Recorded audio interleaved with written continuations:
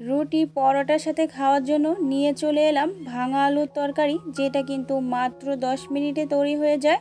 রোজ রোজ কী খাবেন সেটা খুঁজে পাচ্ছেন না রুটির সাথে, তাই আজকে আমি আপনাদের সাথে শেয়ার করছি খুব সহজে আলুর একটা রেসিপি, যেটা কিন্তু দুপুরে গরম ভাতের সঙ্গে থাকলে অসাধারণ লাগে, এমনকি রুটি লুচি পরোটার সাথেও দুর্দান্ত লাগে। আসসালামু আলাইকুম everyone, welcome to Sonia cooking and ব্লগে সবাইকে স্বাগতম। তো আলুর রেসিপির জন্য এখানে আমি মিডিয়াম সাইজের 4টা আলু নিয়েছি। আলুগুলো আমি খুব সুন্দর মতো সিদ্ধ করে নিয়েছি। এখন আমি এই আলুর খোসাগুলোকে ছাড়িয়ে নিব। এখানে আমি মিডিয়াম সাইজের 4টা আলু নিয়েছি। তবে আপনারা যদি পরিবারে বেশি সদস্য হন তাহলে আলুর পরিমাণটা কমিয়ে বা বাড়িয়ে নিয়ে নিতে পারেন। আর এই আলুটা আমি প্রেসার কুকারে সিদ্ধ করে নিয়েছি, আর যখন সিদ্ধ করেছি আমি সামান্য পরিমাণে লবণ দিয়েছি। আর আলুতে যদি একটু লবণ দিয়ে সিদ্ধ করা হয় তাহলে আলুটা পারফেক্ট মতো সিদ্ধ হয়। আর আলুর ভিতরে কিন্তু অনেকটা লবণ ভিজে, এজন্য আপনারাও চেষ্টা করবেন আলু যখন সিদ্ধ করবেন অবশ্যই লবণ দেওয়ার জন্য। দেখুন আমি এভাবে সব আলুগুলো থেকেই খোসা ছাড়িয়ে নিয়েছি। এখন আমি হাতের সাহায্যে এই আলুগুলোকে একটু গুঁড়ো করে নিব। এইভাবে যদি আপনারা আলুগুলো ভেঙে তরকারি রান্না করেন, আমি কথা দিচ্ছি রুটি লুচি পরোটা পোলাও ভাত সব কিছুর সাথে দারুণভাবে মানিয়ে যাবে। দেখুন আমি সব আলুগুলো হাত দিয়ে খুব সুন্দর করে ভেঙে নিয়েছি। আর সব আলুগুলো কিন্তু আমি ভেঙে নিইনি, কিছুটা পরিমাণ ভেঙে নিয়েছি। তাই এখন আমি রান্না করতে চলে যাব। তাই চুলায় একটি প্যান বসিয়ে দিয়েছি। আর এখন তৈরি করে নিব এখানে আমি স্পেশাল মশলা। তাই প্রথমে দিয়েছি এখানে হাফ চা চামচ গোটা জিরা, আর 2টা শুকনো মরিচ, আর হাফ চা চামচ গোটা ধনিয়া, আর দিয়ে দিচ্ছি একটা তেজপাতা আমি হাত দিয়ে ছিঁড়ে নিয়েছি, আর 2টা লং।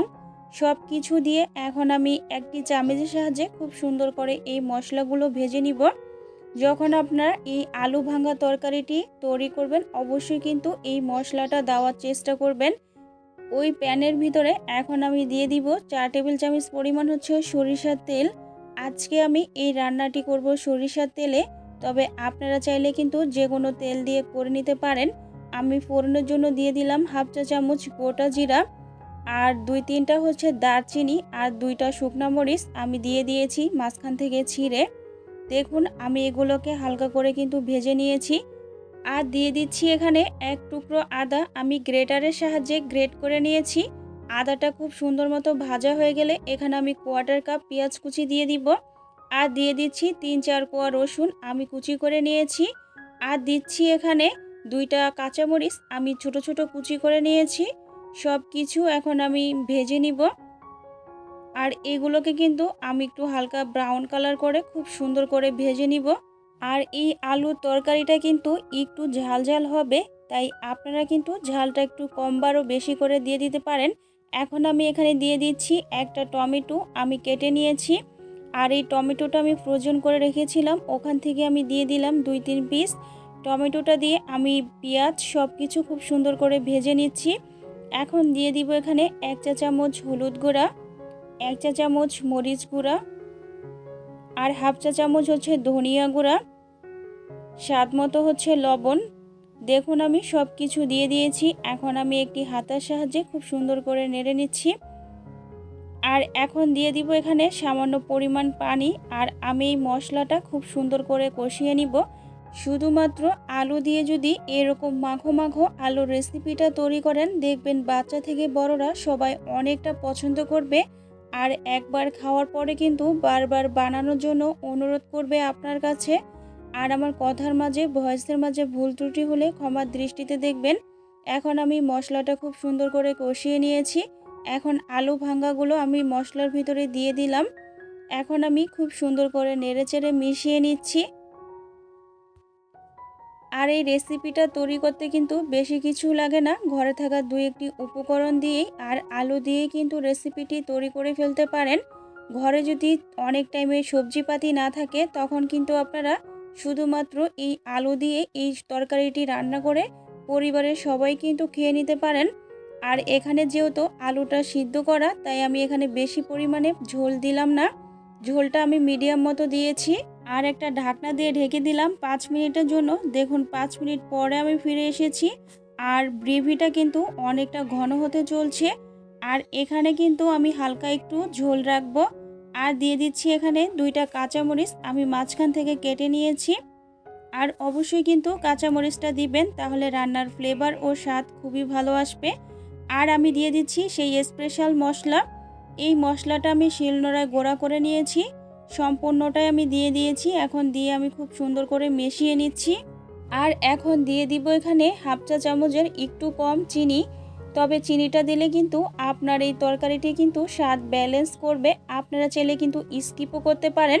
এটা হতে থাক, আমি অন্য একটি চুলায় প্যান বসিয়ে দিয়েছি। এখন আমি এখানে একটি ফোড়ন তৈরি করে নিব। আর এখানে দিয়ে দিলাম 1/4 কাপ হচ্ছে পেঁয়াজ কুচি। আপনারা যখন এই আলুর নিরামিষটা যখন তৈরি করবেন, অবশ্যই কিন্তু এভাবে পেঁয়াজটা ভেজে তরকারিতে দিবেন, তাহলে আপনার তরকারিটা খেতে কিন্তু দুর্দান্ত হবে।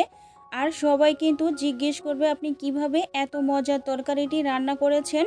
দেখবেন ছোট থেকে বড়রা যখন লুচি পরোটা ভাত খাবে, আপনার ভাত লুচি পরোটা সব কিছু থেকে যাবে, কিন্তু আপনার তরকারি টান পড়ে যাবে, আমি কথা দিচ্ছি বন্ধুরা। এখন আমি এই ফোড়নটা দিয়ে খুব সুন্দর করে নেড়েচেড়ে মিশিয়ে নিচ্ছি। এই ফোড়নটি দেওয়ার পরে তরকারিটির স্বাদ কিন্তু অনেকটা বেড়ে গেছে, আর আপনার তরকারিটি দেখতে কিন্তু অনেকটা লোভনীয় মনে হবে। এখন আমি নেড়েচেড়ে খুব সুন্দর করে মিশিয়ে নিচ্ছি। আর আমার এই তরকারিটি কিন্তু একদমই হয়ে গেছে। এখন আমি একটা সার্ভিং প্লেট নিয়ে নিয়েছি, আর গরমা গরম এটা এখন আমি পরিবেশন করে নিব। তাহলে তো দেখলেন তো বন্ধুরা, কতটা অল্প সময়ের মধ্যে আলুর এই রেসিপিটা তৈরি হয়ে গেল। আর এরকম মাখো মাখো আলুর রেসিপিটা বন্ধুরা, বাচ্চা থেকে বড়রা সবাই একবার খাওয়ার পরে কিন্তু বারবার বানানোর জন্য অনুরোধ করবে আপনার কাছে। এটা খেতে এতটাই ভালো লাগে যে এখানে কোনো রকমের বেশি তেল মশলার প্রয়োজন হয় না এই রান্নাটার জন্য। আজকের মতো আমি এখানেই বিদায় নিচ্ছি, দেখা হবে নেক্সট কোনো রেসিপিতে। ততক্ষণে সবাই ভালো থাকবেন, সুস্থ থাকবেন, আর আমার জন্য দোয়া করবেন। আর আমার চ্যানেলে নতুন হলে প্লিজ আমার চ্যানেলটি সাবস্ক্রাইব করে দিবেন। সবাইকে অনেক অনেক ভালোবাসা। আসসালামু আলাইকুম, ধন্যবাদ।